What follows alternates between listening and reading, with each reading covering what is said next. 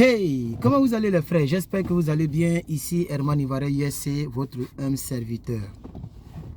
Aujourd'hui, par la grâce de Dieu, nous allons parler d'un phénomène qui a commencé au Cameroun, mais qui bat son plein en Côte d'Ivoire.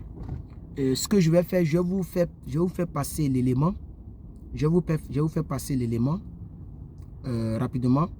Et puis, on va bien se comprendre. Donc, je vous fais passer l'élément, on va écouter ensemble. J'ai fait passer un peu.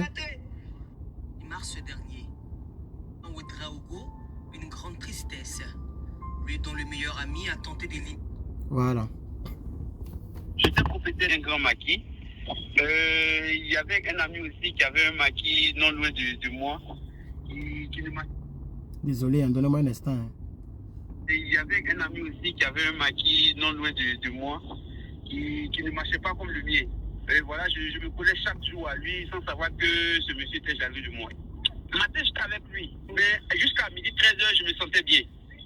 À 13h30, je suis parti acheter la nourriture dans un restaurant pour manger. Quand j'ai pris la nourriture pour mettre dans ma bouche, ça déclenchait tout dans mon ventre. Et je suis tombé en même un jeudi, je n'oublierai jamais cette date. L'empoisonnement évoque tout de suite chez Jean Ouedraogo une grande tristesse. Lui dont le meilleur ami a tenté d'éliminer à l'aide d'un poison. Pareil pour Clarisse Kouassi. Encore sous le choc, elle refuse d'évoquer le sujet. Vraiment désolée, mais vraiment je peux pas. Ce qui m'est arrivé m'a appris que je devais faire hyper attention à moi. Du coup, c'est ce que je fais. Après, c'est pas forcément quelque chose dont j'ai envie de parler.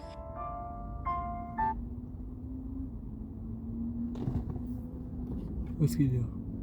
Oh, publicité. Attendez. Forcément quelque chose dont j'ai envie de parler. Si Jean Ouedraogo et Clarisse Kouassi ont échappé à la mort, ce n'est pas le cas pour Ivan Marc Tano, âgé de 18 ans. L'empoisonnement a eu raison de lui. C'était le dimanche 6 mars dernier. Au domicile familial à Cocody-Saint-Jean, la douleur est toujours vive. Parents et amis sont en pleurs.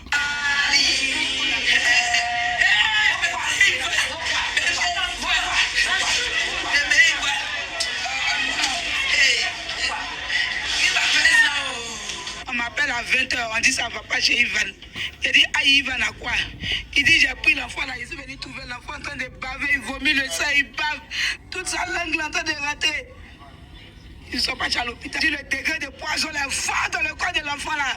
Et ils n'ont pas tout le nécessaire pour enlever le degré de poison qui est dans son corps là. Ils n'ont pas. Ils n'ont qu'à le transporter au CHU. Arrive au CHU de Cocody, l'enfant est tombé dans le coma. Les médecins du CHU disent le poison est fort, ils vont le réanimer puis ils vont laver son intestin. Arrêt cardiaque. L'enfant est mort. On a dépassé l'amitié. C'est mon frère. Il va me demander, il savait même qu'il allait mourir d'enfant. Il va mourir pauvre qu'il mourir d'enfant. De plus en plus de jeunes meurent dans des conditions floues et étranges. C'est le cas du jeune footballeur professionnel Ousoukouna Malone Anissé.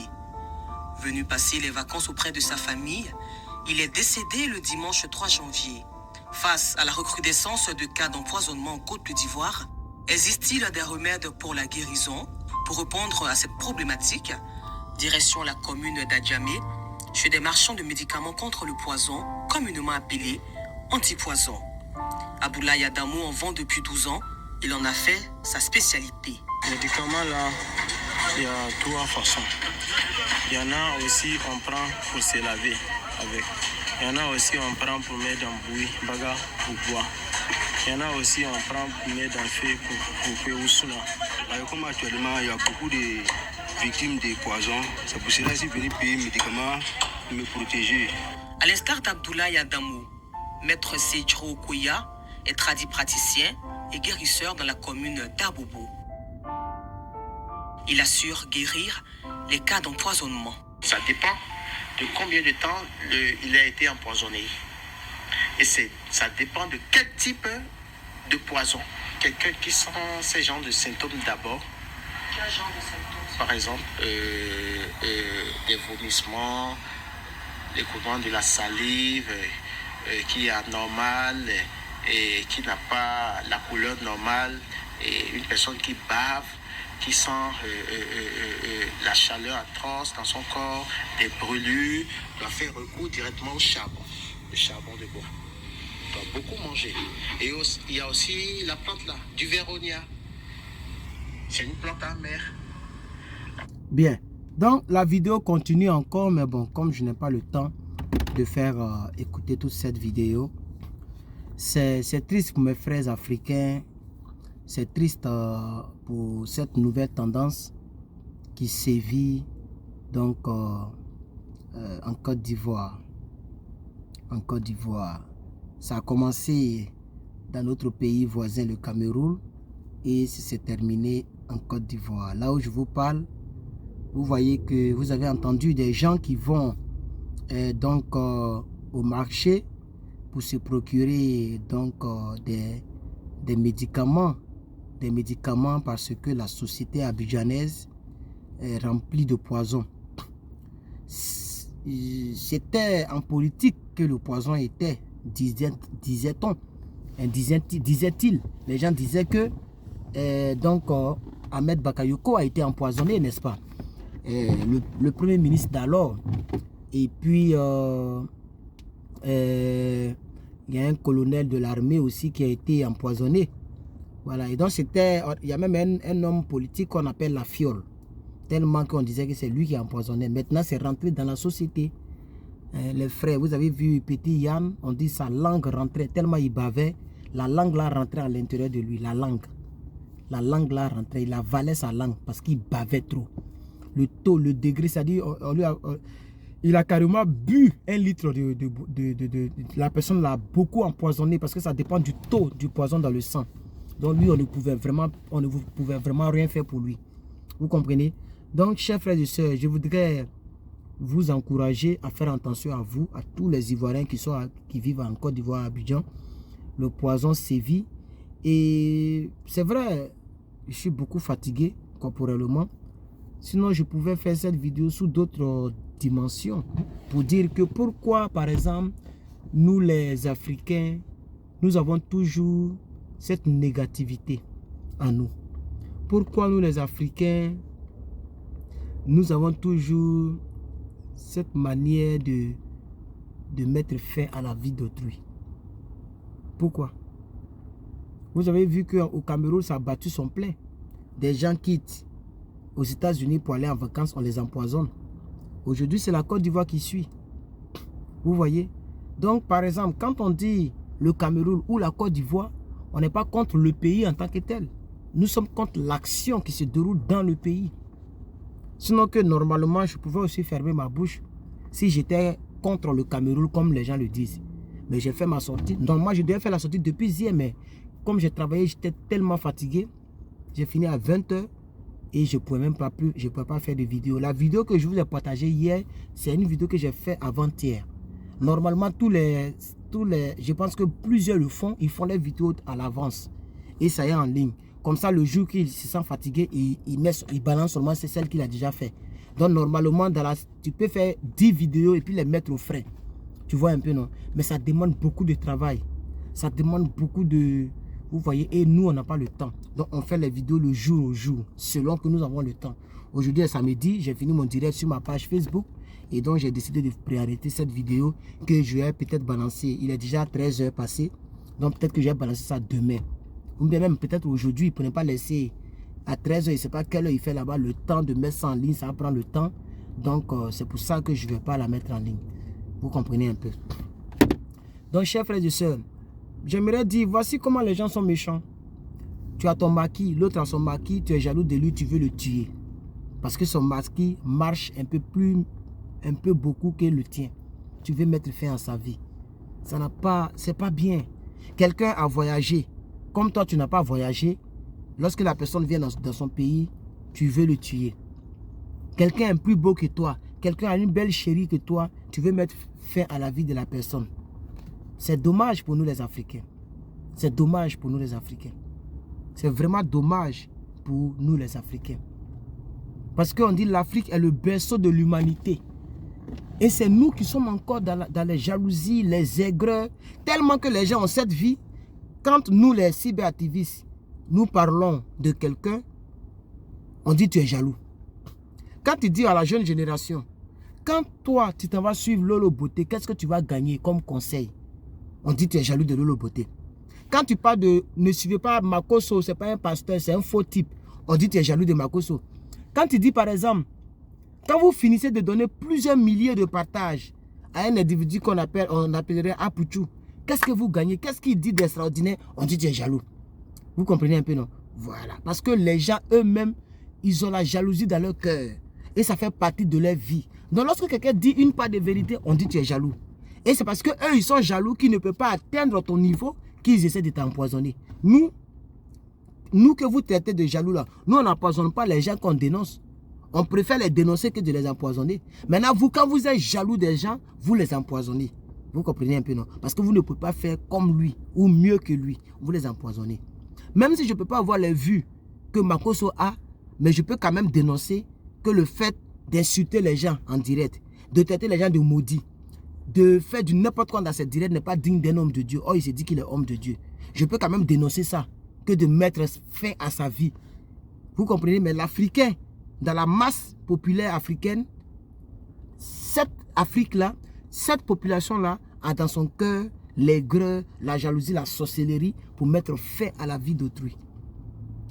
Vous comprenez un peu? C'est quand même dommage. Il y a une fille qu'une journaliste a contactée pour dire est-ce que tu peux venir témoigner puisqu'il paraît que tu as été empoisonné. Elle a répondu en une bosse. C'est pourquoi la journaliste, elle vous a fait lire ça. Et la fille dit, je n'ai même pas envie d'en parler. Ça veut dire qu'elle a été choquée que sa propre camarade a voulu mettre fin à sa vie, ou bien sa famille, ou bien sa soeur, ou bien son frère, ou bien son propre chéri. Donc tellement ça l'a choquée, elle est encore sous le choc, elle a décidé de ne pas en parler. Vous comprenez? Donc vous allez voir que là où je vous parle, les gens s'empoisonnent. Donc à tous les Abidjanais, faites attention, le poison est à vos portes. Quant à moi, je me porte très bien et je vais bien. Désolé d'avoir fait cette vidéo qui est quand même triste et néfaste, mais il faut au moins que je fasse cette vidéo pour donner mon point de vue. Pour ne pas qu'on dise que comme c'est la Côte d'Ivoire, c'est pourquoi il ne parle pas. Non, vous voyez comment je parle là, vous voyez mes yeux, je suis très très fatigué.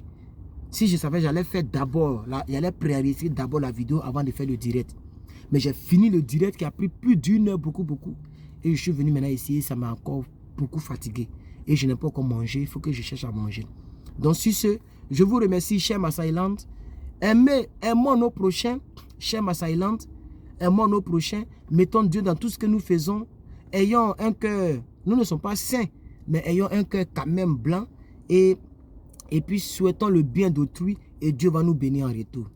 Ne cherche pas à mettre fin à la vie de quelqu'un parce que quelqu'un a voyagé, quelqu'un a eu le visa, tu n'as pas eu le visa. Mais est-ce que tu es un cadavre? C'est le mort qui a tort. Un jour ton visa viendra, un jour ton rêve américain viendra à ta porte, un jour ta femme là viendra. Moi, souvent, je vois mes jeunes frères comme moi qui sont sur la toile, qui ont leurs femmes, leurs petits-enfants. Il y a un ami là qui fait politique là qu'on appelle DJ Complet. Souvent là, quand je vois ces vidéos défiler, puisque on est de même ethnie, et puis voilà, c'est pas mon ami intime, mais en tout cas c'est un ami comme ça. Souvent je vois, il attrape sa jeune petite fille, et puis sa femme est là. Je ne sais pas si elle est blanche, si elle est marocaine, mais en tout cas elle a une peau comme pour la peau des blancs. Voilà, vous voyez non? Par exemple, il y a un politicien que je n'aime pas par rapport à sa politique, et par rapport à son cœur méchant, noir, qui s'appelle Johnny Pacheco, qui a ses enfants, sa femme. Vous voyez un peu, non? Moi, je suis sur la toile, Je n'ai pas de femme, je n'ai pas d'enfant. Mais je ne veux pas la mort physique de ces femmes et de son enfant. Je suis content quand je vois, parce que je sais qu'un jour pour moi viendra. Puisque avant d'être là, ils ont été comme moi. Vous voyez un peu, non? Donc, c'est que l'autre a que tu n'as pas. Réjouis-toi, parce qu'un jour, tu en auras. Et c'est la preuve que tu auras cela. Avant, là, est-ce que moi, je pouvais rêver même d'avoir un véhicule? Moi, aujourd'hui, c'est moi, je roule jusqu'à dire, bon, ça, là, ça me plaît plus, et puis, je change. Je roule jusqu'à, bon, ça, c'est la troisième que j'ai changé. Et je ne vais plus changer parce que celle-ci me plaît en tout cas. Elle n'est pas luxueuse, mais elle est solide et elle me plaît. Et elle est en voie de disparition. Donc, ça, on va la prendre comme collection. C'est-à-dire, même si demain, vous me voyez dans une autre voiture, ça sera une autre voiture. Ça ne sera pas ma voiture, c'est-à-dire la seule voiture, non. Ça sera que celle-là sera là et puis j'aurai une autre voiture. Juste peut-être pour économiser carburant ou bien peut-être pour garer un peu celle-ci, pour ne pas mettre beaucoup de maillots dans celle-ci. Ok? Parce que plus le maillot c'est trop, plus la voiture perd la valeur. Voilà, ici, c'est comme ça les gens voient les voitures. Ils s'en foutent de la carrosserie, du luxe, de l'entretien. Ça vient en deuxième position. Quand le gars veut acheter ta voiture, il demande il y a combien de kilométrage dans le tableau de bord. Si le kilométrage est trop, il laisse. Même si la voiture est propre. Vous voyez, non? Donc, c'est un peu ça, chers frères et sœurs. Donc, peut-être que je vais dire que bon, il faut garer un peu celle-là. Je vais la conduire chaque samedi, puisque samedi, c'est mon jour de repos. Vous voyez, non? Donc, chaque samedi, je vais prendre pour sortir, faire le marché, la conduire. Et voilà ma petite voiture que je vais conduire pour le boulot. Un truc de ce genre, quoi. Voilà. Sinon, que c'est un peu ça. Donc, même si tu me regardes, que tu es à Abidjan, quelque part, que tu n'as pas encore la même situation que moi, ne sois pas jaloux, ne sois pas aigri. Ne sois pas aigri. Parce que c'est les gras qui fait que les gens s'empoisonnent. Voilà, vous avez vu, le gars dit que son maquis marche un peu par rapport à l'autre. Donc l'autre voulait le tuer. Vous voyez? Heureusement qu'il a vite perçu, il a vite su que c'était le poison. Il est parti à l'hôpital, ils ont réglé ça rapidement. Puisque le poison se soigne. Mais ça dépend de combien de temps ça fait dans ton corps. Combien de temps tu as découvert. Même l'huile rouge, ça soigne le poison. Huile rouge. Oui? Si tu bois l'huile, tu as été empoisonné tout de suite. Que tu bois l'huile rouge là, ça va neutraliser le poison. Et le poison.